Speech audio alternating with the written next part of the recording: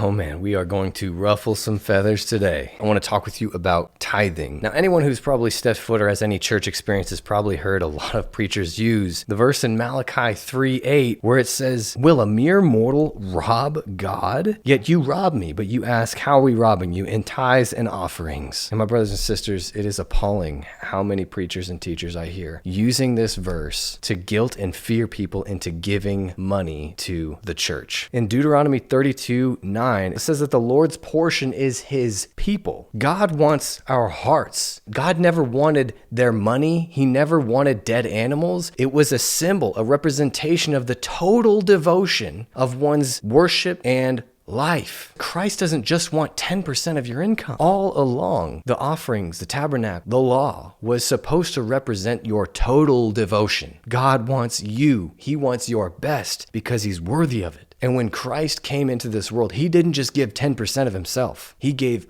all of himself. And that's exactly what he's calling every one of us to. In baptism, it's not just 10% of your body that's baptized. It's complete and total immersion. When you have Christ in your life, when you have devoted your life to God, it touches every aspect of who you are. This is why baptism is total immersion, because everything about your life, everything is immersed fully in the truth of who God is for the sake of the gospel and making him known. You die to the old way of living and you are resurrected again into new life, that you might be a faithful steward of the ministry of reconciliation, to step into the fullness of life that he authored for you. And this doesn't look like contributing 10% of your life to Christ and then doing whatever else you want in the meantime. It's so much more than that. I say this out of love, because if you're only giving 10% of your life to God, you are missing the life that God made for you. And now as Christians, we are absolutely called to be generous and to give. I'm not denying that. Tithing is not a bad thing.